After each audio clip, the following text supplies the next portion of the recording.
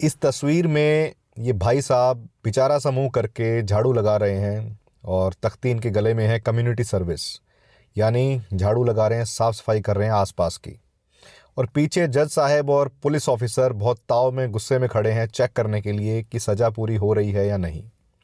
हुआ क्या है मसला, इन भाई साहब ने जो पीछे हमारा प्यारा सा राष्ट्रीय ध्वज है, नेशनल फ्लैग, उसकी डिसरिस्पेक्ट कर दी है।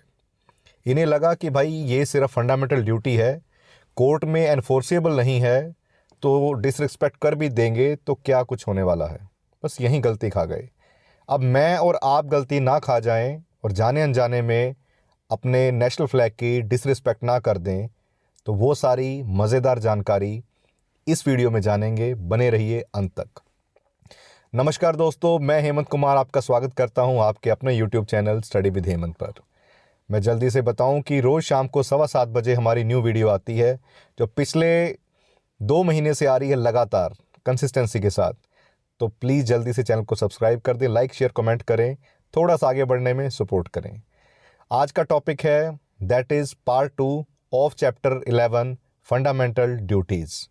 दोस्तों पहले स्टार्ट करते हैं हमारा होमवर्क क्वेश्चन जो हमने छोड़ा था।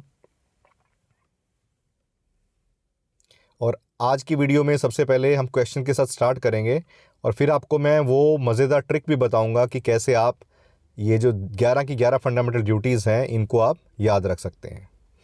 तो ये है first question of the session on your screen.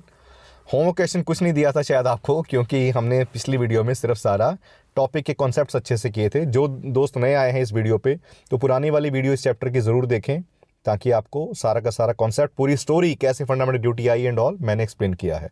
सिर्फ 20 मिनट की वीडियो में कॉन्सेप्ट पानी की तरह क्लियर। दोस्तों question number 1, fundamental duty to uphold and protect the sovereignty, unity and integrity of India is mentioned at. जो फंडामेंटल ड्यूटी है कि हमें भारत की जो सोवरेनिटी, संप्रभुता, यूनिटी एकता और इंटीग्रिटी अखंडता, इन तीनों को अपहोल्ड करके रखना है, संभाल के रखना है, बचा के रखना है, किस नंबर की ड्यूटी में दिया गया है? 4th चौथी, बी पहली, सी दूसरी, डी तीसरी। और ये RS 2013 का क्वेश्चन है, Rajasthan administrative services, and answer is D, that is third one. अब ऐसे देखिए क्वेश्चन आया है तो आपको सीक्वेंस याद होना चाहिए, A B C D से लेके K तक, मतलब 1 2 3 4 11 नंबर तक कौन सी ड्यूटी क्या है, उसका नंबर क्या आता है सीक्वेंस में। अब इसको पढ़ते हैं एक्सप्लेनेशन को। That is fundamental duty to uphold and protect the sovereignty, unity and integrity of India is mentioned at number 3। ये 51A के आर्टिकल में दिया है। सर्टेन ड्यूटीज़ दी गई हैं फॉलो करने के लिए, कि हर एक नागरिक की ड्यूटी है कि उनको फॉलो किया जाए। अब ऐसे इसको दोबारा पढ़ने में टाइम वेस्ट नहीं करेंगे, क्यों हम ऑलरेडी कर चुके हैं। हम वापस आते हैं हमारे शॉर्ट ट्रिक के ऊपर। ये है फ्रेंड्स हमारी शॉर्ट ट्रिक, इसको हम देखेंगे A B C D E F। आज पहले ये हर जगह आप देखेंगे कि ये ट्रिक ही ज़्यादातर पढ़ाई जाती है, तो मैं ये भी करवा रहा हूँ आपको थोड़े और इंटरेस्टिंग ढंग से। साइड में मैंने वो कुछ साइंस बनाए हैं ताकि आप उसको रिलेट करके याद रख सकें। माइंड में विजुअल्स का बहुत बड़ा इफेक्ट है। जैसे पहला है A, abide. Abide that is respect the national flag, anthem, constitution, कि हम जो हमारा कॉन्स्टिट्यूशन है उससे बंधे हुए रहें और हमारे नेशनल सिंबल्स जो हैं, नेशनल फ्लैग है, एंथम है, उनकी रिस्पेक्ट करें। तो पहले में नंबर पे बनाया झंडा, याद रहेगा माइंड में, फर्स्ट नंबर पे फ्लैग। और A से अबाइड, ये भी याद रहेगा। B इक्वल टू बापूजी भगत सिंह बोस, रास बिहारी बोस थे और जगदीश बोस भी थे, हमारे साइंटिस्ट भी थे, हमारे क्रांतिकारी भी थे। तो भाई इन सब के जो आइडियल्स हैं, भगत सिंह जी थे, राजगुरु सुखदेव, तो B से बापूजी भगत सिंह बोस कि हमारे जो रिस्पेक्ट करें उन आइडियाज़ को, जो नेशनल फ्रीडम, नेशनल स्ट्रगल जिन्होंने हमें वो करनी सिखाई और जिसने हमें वो स्ट्रेंथ दी। साथ साथ एक काम करते हैं, एक बार इसको क्विकली शॉर्ट देख लीजिए, फिर दोबारा से पूरी की पूरी जो लिस्ट दोबारा कर लेंगे ताकि याद रह जाए।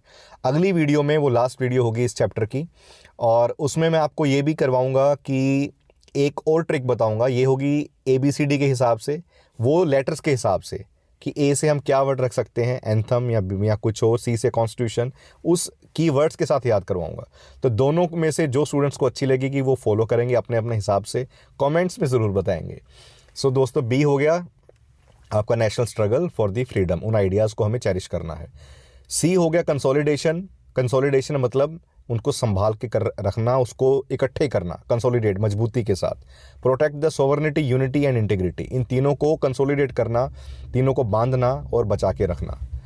And D equal to defend, मतलब बचाव करना, अपनी रक्षा करनी। Defend, render the national services if needed, कि जब भी हमें देश को बचाने की ज़रूरत पड़े तो हम आगे आएंगे, ये हमारी नेशनल ड्यूटी है। पांचवी आ गई E, that is equality, sense of the brotherhood, protect, ये तीन भाई बने हैं। ऊपर डिफेंस में आर्मी का समझ लीजिए स्वॉर्ड्स बनी है, याद रहेगा 4 नंबर पे डी के साथ। और इक्वलिटी जो है that is sense of brotherhood, protect the minority and dignity of human, कि हम भाईचारे के साथ रहें, ये भाव हमारे अंदर पैदा हो। इस भाव के साथ हम जो माइनॉरिटीज़ हैं, अल्पसंख्यक हैं, उनकी हितों की रक्षा करें। और डिग्निटी है किसी औरत की आत्मसम्मान, उसकी रक्षा करें, उसको संभालें। सबके अंदर ये बराबरी दें कि हम सब बराबर हैं, चाहे वो माइनॉरिटीज़ हैं, चाहे वो लेडीज़ हैं, सब बराबर हैं यहाँ पे। एफ 6 नंबर की आ गई, फोर्ट्स, मतलब preserve our culture and heritage, कि जो हमारी नेशनल धरोहर है, जो राष्ट्रीय धरोहर है, हमारी कल्चर है, संस्कृति है, हेरिटेज है, उसको संभाल के सहेज के रखें। नीचे समझ लीजिए वो जैसे ताजमहल है, हमारे सुंदर सुंदर इतने मंदिर हैं ज़बरदस्त जो साउथ के हैं, तो वो सारे आ गए 6 नंबर में। G equal to green, that is protect our environment, कि हमारे जो इन्वायरमेंट को हम बचा के रखें, उसको साफ़ सुथरा रखना, इन्वायरमेंट को नीट क्लीन करना और पोल्यूशन से बचाना, ये हमारी ड्यूटी है। ये 7 नंबर पे आ गई। जी मतलब ग्रीन, ग्रीन मतलब environment.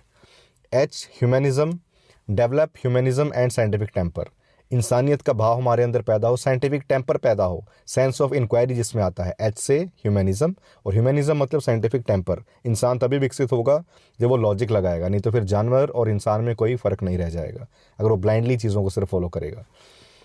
I equal to India's property, ये आ गया, कौन सा नंबर आ गया, 6, 7, 8, ये 9 आ गया भाई, 9, 10, 11 रह गया, ठीक है। सो 9 नंबर पे है इंडियाज़ प्रॉपर्टी, भारत की प्रॉपर्टी। अब भारत अपना झंडा 1 नंबर पे झंडा आया था, अब 9 नंबर पे झंडा आया भाई। तो सेफ गार्ड करना पब्लिक प्रॉपर्टी को, पब्लिक प्रॉपर्टी चाहे आप रेल मान लें, यहाँ पे 9 नंबर पे ट्रेन है, पब्लिक प्रॉपर्टी है, अम्यूज़मेंट पार्क्स हैं, सारा कुछ, इसको हम बचाएं, सहेज के रखें, उनको ख़राब ना करें और वायलेंस से दूर रहें, ठीक है, हिंसा कहीं पे भी ना करें।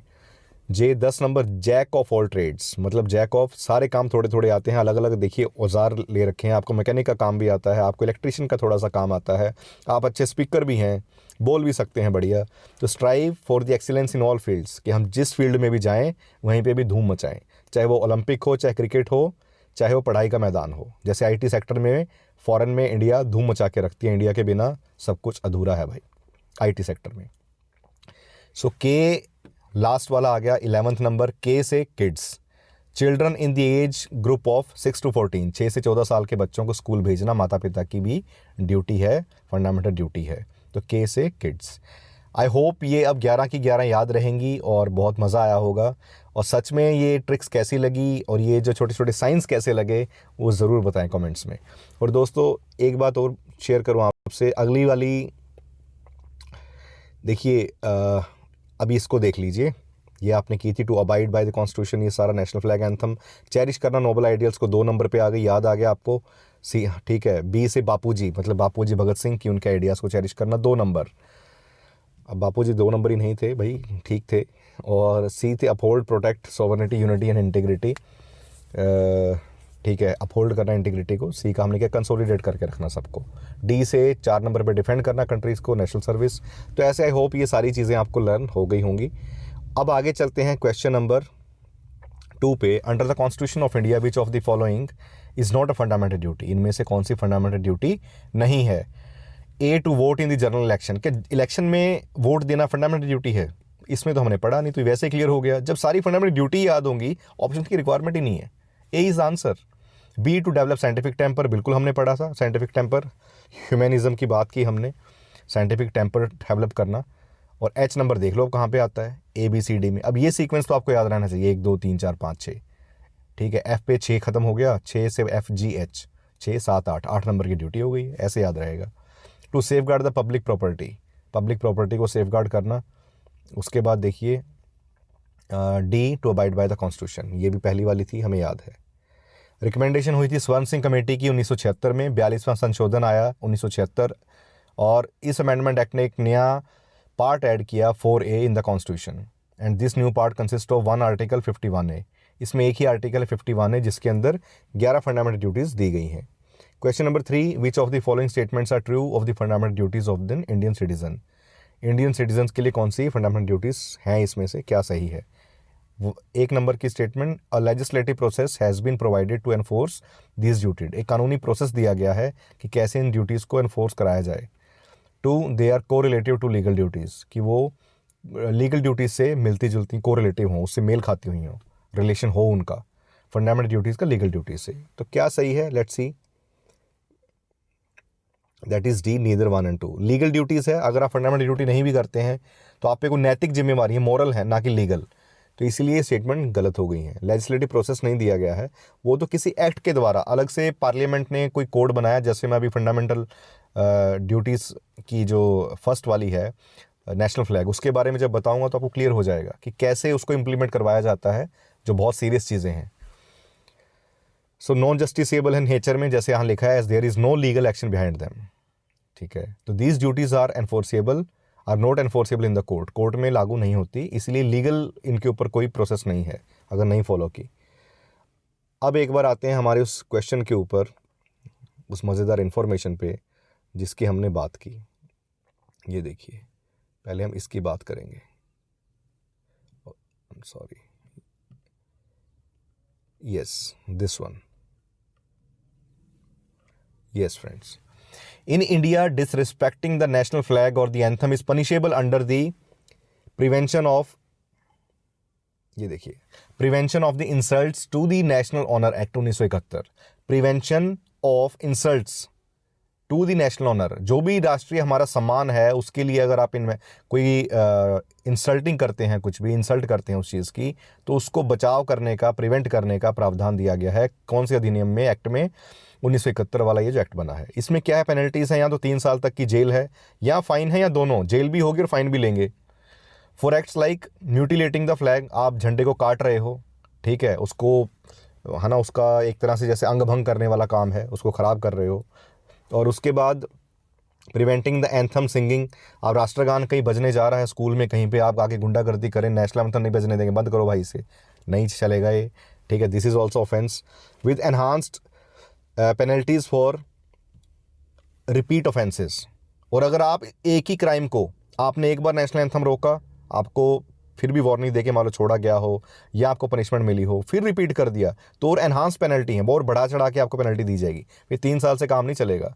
दाउ showing a silent respect, like ये जो जेवाज फिटनेस, ये अलग, इसके बारे में कभी बात करेंगे क्योंकि फिर बहुत लेंथी हो जाएगा, ठीक है। तो silent respect that is protected, कि आप चुप हैं, नेशनल एंथम नहीं गा रहे हैं, वो चलेगा, आप गा नहीं रहे हैं, but respectfully you have to stand. कहीं पे भी ऑफिशियली नेशनल एंथम चल रहा है तो आप बैठे नहीं रहेंगे। नेशनल फ्लैग का जो सेक्शन 2 है इस एक्ट का, वो क्या कहता है, प्रोहिबिटेड एक्ट्स क्या हैं, शोइंग डिसरिस्पेक्ट और contempt by the word spoken, या ऐसे कुछ शब्द बोल रहे हैं झंडे के बारे में, इंसल्टिंग, उसकी आलोचना कर रहे हैं उस प्रकार की, तो ऐसे एक्शंस, या dipping, including the dipping it in the salute, झंडे में को जब सैल्यूट करना है तो आप सही से नहीं कर रहे हैं जब ऑफिशियली आप ऐसी कोई पोजीशन पे हैं, या इसको एज अ कॉस्ट्यूम वियर करना, या वेस्ट से नीचे पहनना, क्योंकि वहाँ पे नीचे आप अंडरवियर और ये चीज़ें पहनते हैं, वहाँ पर हम राष्ट्रीय ध्वज को पहनेंगे तो भाई फिर तो मार पड़ने वाली बात है, ठीक है। इतनी तो हमें खुद को ही सेंस होनी चाहिए, और हमारी ऑडियंस को 101% ऐसी है, बिकॉज हमारी जो भी ऑडियंस है वो भाई एक गजब के धांसू ऑफिसर बनने वाले हैं, या उनके पेरेंट्स हैं, या उनके भाई बंधु हैं, सबके सब ज़बरदस्त सिटीजन्स हैं। सो दोस्तों, आगे पनिशमेंट है 3 साल तक की, जैसा बताया। अब आगे चलते हैं इसके बारे में। ये देखिए, ये पनिशमेंट्स मैंने कर ली। Next is punishment imprisonment up to 3 साल, डेफिनेशन ऑफ डिसरिस्पेक्ट, ये हमने कवर कर लिया। अब ये कुछ पॉइंट्स बचे हैं important one. Enhance penalties, a second और subsequent conviction for these offences carries a minimum sentence of 1 year, ठीक है। इम्प्रिजनमेंट कम से कम तो 1 साल है। अब सोचो 1 साल कितना होता है भाई, 365 दिन। पब्लिक प्लेस, वो क्या है, public place includes any place accessible to the public, even public conveyances, ठीक है। पब्लिक प्लेस जो है, ये इंपॉर्टेंट चीज़ें हैं कि आप वहाँ पे भी ऐसे कोई भी चीज़ें, बदतमीज़ी, ये सब नहीं कर सकते पब्लिक प्लेस पे। अपने ध्वज की आप डिसरिस्पेक्ट करें, या वहाँ पे नेशनल एंथम बज रहा, खड़े नहीं हो रहे हैं आप। नोट थिंकिंग वर्सेस डिसरिस्पेक्ट, अब ये सुनिए ध्यान से। While you can not be force to sing the anthem, आपको फोर्स नहीं किया जाएगा सिंग करने के लिए, कोई बात नहीं। जैसे सुप्रीम कोर्ट ने बोला, मैंने बताया था बिजॉय मैनुअल वर्सेस स्टेट का जो केसेस है शायद केरला का, तो उसमें आप गा नहीं रहे कोई बात नहीं, बट स्टैंडिंग एवेशन देंगे, खड़े होंगे आप रिस्पेक्ट के साथ। और उसके बाद है you must stand respectfully, intentionally disrupting the singing is offence. Intentionally, जानबूझ के आप उसको रोक रहे हैं बीच में, तो वो डिसरिस्पेक्ट है, वो बर्दाश्त नहीं की जाएगी। सो दोस्तों, this was all for the national flag की prevention of the insult of the national honours act 1971। तो कैसी लगी मज़ेदार इन्फॉर्मेशन। अब आगे से आप भी एम्पावर्ड फील करेंगे कि अगर कोई भी ऐसा है बंदा, कोई आपको आप तो नहीं करते हैं डिसरिस्पेक्ट, आप किसी को रोक भी पाएंगे, आपको पता है कि इसको पनिश करने के लिए लॉ है, जो इंटेंशनली इसी देश का खा के और इसी देश की डिसरिस्पेक्ट कर रहा है, तो ऐसे में आप भी बहुत कुछ कर पाएंगे, एम्पावर्ड फील करेंगे एज अ सिटीजन। अब चलते हैं दोस्तों आगे, कमेंट्स में ज़रूर बताएं कैसा लगा आपको। Yes, under which articles of the Indian constitution, question number 4 की बात है कि इस आर्टिकल्स के तहत जो प्रोविजन दिया गया है फंडामेंटल ड्यूटीज़ में 42 कॉन्स्टिट्यूशनल अमेंडमेंट एक्ट के अंदर, A 50, B 51A, और उसके बाद है that is yes C 52, D 53। अरे यार रट गया है भाई, 51A 42 amendment act 4A add किया था पार्ट, और 51A आर्टिकल ऐड किया जिसमें 11 फंडामेंटल ड्यूटीज़ आई। Question number 5, the provisions relating to the fundamental duties in the constitution of India were added on the recommendation of. जो प्रावधान दिए गए फंडामेंटल ड्यूटीज़ में किसके रिकमेंडेशन पे ऐड हुए? स्वर्ण सिंह कमेटी। याद हो गई भाई, कितनी बार ये देखो क्वेश्चन आया है, यूपी पीसीएस उत्तराखंड के अंदर भी आया है। Question number 6, win were the fundamental duties incorporated, तो 42वां संशोधन 1976, तो इस साल हो गया 1976, that is A is the answer. RS 2016 का क्वेश्चन।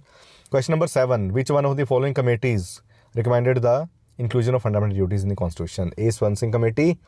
आगे चलिए, fundamental duties were incorporated in the constitution on the recommendation of, repeated question, A is the answer, Swaran Singh committee. Question number 9, which of the following were the members of the स्वर्ण Singh committee? अब आया भाई हटके question, और याद रखना लायक, थोड़ा जोर भी लगेगा, स्क्रीनशॉट ले लेना इसका। 1976 में जो स्वर्ण सिंह कमेटी थी उसके मेंबर कौन थे? A AR Antulay, B SS Ray, C Haridev Joshi, D CM Stephen. ये देखिए, and answer is that is C ABD। Haridev Joshi नहीं थे, अंतुल्य और SS रे और स्टीफन ये मेंबर्स थे। लेट्स सी कौन कौन मेंबर्स थे। ये 12 मेंबर्स थे भाई कमेटी के, पहले तो ये याद रखें। कितने? 12 मेंबर, 1 दर्जन। स्वर्ण सिंह जो चेयरमैन थे, AR अंतुल्य, ठीक है, और अंतुल्य जी ने स्वर्ण सोने की अंगूठी पहनी, SS रे रेबन का चश्मा लगाया, और रजनी जी उनके साथ थोली तैयार। गोखले साहब को बुला लिया, मोहम्मद जी बोले कि हम तो नहीं आएंगे, हमारा धर्म कुछ और कहता है, शायद इसलिए दिक्कत है हमें। और फिर बाद में मनाया, अरे यार दोस्त तो भाई आ जाओ यार, ये भी मान गए। C बाद में 7वां आया, VN गडगिल जी और स्टीफन, सब ने एक एक रेबन के चश्मे उठा लिए, और DP सिंह जी ने पंगड़े पाए। दिनेश गोस्वामी, ठीक है जी, इन्होंने बोला जी ठीक है, जो फंडामेंटल ड्यूटीज़ है गौ माता के प्रति भी हैं, तो गोस्वामी जी की भी सुनी गई नेशनल ऑनर के लिए। और वसंत साठे, वसंत जी ने तो पूरा वसंत पंचमी पे, ठीक है, झंडे को फहराया धांसू से। फिर बंगाल तक बातें पहुंच गई, बनर्जी साहब लेके और रसगुल्ला, सब ने एंजॉय किया। तो ये थे भाई 12 मेंबर, इनके स्क्रीनशॉट ले लें। स्टोरी कुछ लगी और एलिमेंट वैसे सही नहीं लगी, अपने हिसाब से बना लें, याद ज़रूर कर लें। जैसे आगे इनमें से कौन सा मेंबर नहीं था, ऐसे क्वेश्चन आ जाता है, ठीक है। ऐसे जैसे 4 की तो आराम से बन गई। फॉर एग्जांपल, स्वर्ण की अंगूठी अंतुल्य जी ने पहनी, रेबन का चश्मा लगाया, रजनी पटेल जी ने डांस किया, और गोखले साहब और मोहम्मद साहब साथ आ लिए। 6-7 हो गए, 3-4 आप कर लें। उसके बाद 1976 में जो कांग्रेस पार्टी थी, उन्होंने सेटअप किया सरदार स्वर्ण सिंह कमेटी को to make the recommendations about the fundamental duties, ठीक है। तो कांग्रेस पार्टी ने सेटअप जो की थी, उन्होंने रिकमेंडेशन दी, सिफारिश दी कि आप फंडामेंटल ड्यूटीज़ को ऐड करें, क्योंकि the need and necessity of which were felt during the operation of internal emergency. जो इंटरनल इमरजेंसी लगी थी उस टाइम इसकी नीड महसूस हुई कि लोगों को देश के प्रति ड्यूटीज़ का तो कोई है ही नहीं, कि कोई उनके अंदर फीलिंग नहीं है कि कोई ड्यूटीज़ भी हैं, कि उनको सिर्फ राइट्स के बारे में पता है, क्या क्या लेना है, ठीक है। It stress that citizen should become conscious that in addition to enjoy of fundamental rights, उनकी कुछ ड्यूटीज़ भी हैं जो उन्हें निभानी है देश के प्रति। The government accepted that this report, फिर इसको एक्सेप्ट किया गया, और उसके द्वारा 4A पार्ट ऐड किया गया, और न्यू पार्ट ने सिर्फ एक ही आर्टिकल ऐड किया 51A, जिसके द्वारा 11 फंडामेंटल ड्यूटी ऐड कर दी गई। उसके बाद question number 10, the fundamental duties were mentioned in which of the following part of the constitution of India? Part 3, 4, 4A। हमारे पास वैसे ही पता है हमें 4A, एंड आंसर हम यहाँ से देख लेते हैं, that is C is the answer.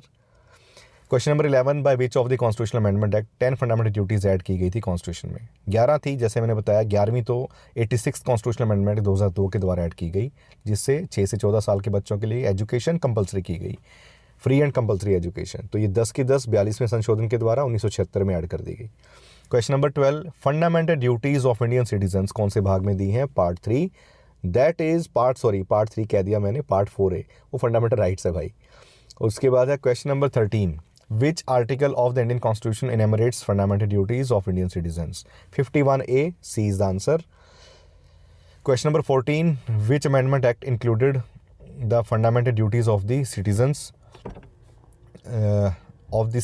that is A40 Second Amendment Act and 56 Amendment Act, 73rd Act और D 98th Amendment Act। Chhattisgarh PCS का एक क्वेश्चन था, 42वां इसका संशोधन था, हमें आंसर पता है। उसके बाद है क्वेश्चन नंबर 15, 10 कमांडेंट्स थे विच वर एडेड, 10 जो कमेंडमेंट्स थी वो ऐड की गई कौन से उसके द्वारा? फंडामेंटल ड्यूटीज़ के तौर पे जिन्हें कहा गया। भाई रिपीटेड क्वेश्चन है इसलिए मैं फटाफट स्किप कर रहा हूँ, बस रिवाइज हो जाएं, आपके माइंड में रट जाएं। Question number 16, which of the following amendment acts is related to the fundamental duties in the Indian constitution? Fundamental duties कौन सी उस एक्ट के द्वारा ऐड की गई? That is 42nd amendment act, C is the answer. Question number 17, fundamental duties were incorporated in the constitution of India by the 42nd amendment act, B is the answer. Bihar PCS में भी 2 बार आया भाई। Question number 18, the 42nd Amendment Act 1976 has incorporated into Constitution of India new chapter जोड़ा इसने, किसके ऊपर जोड़ा भाई? फंडामेंटल ड्यूटीज़ पे, C is the answer. In which year fundamental duties, 19 number question की बात है, कौन से साल में ऐड हुआ भाई? अब ये this is your homework question. मेरे ख्याल से कैसर क्या मजाक करो, अब ये होमवर्क भी है, कोई रट गया है भाई, आंसर आपको पता है, फिर भी मैं देखना चाहता हूँ प्रेजेंस ऑफ माइंड कितने स्टूडेंट्स का था और कितने बेहतर से आप क्लास को अटेंड कर रहे थे। So thanks for watching. और दोस्तों प्लीज़ थोड़ा सा चैनल को फॉरवर्ड करें, अपने दोस्तों से बांटें और कमेंट ज़रूर दें यार, कमेंट्स आप बहुत कम दे रहे हैं, प्लीज़ थोड़ा कमेंट्स दें। तो आपकी 1 मिनट, आपके 2 सेकंड, 5 सेकंड मुझे बहुत हेल्प करते हैं, बहुत मोटिवेशन मिलती है। Thank you so much, stay tuned for the next video.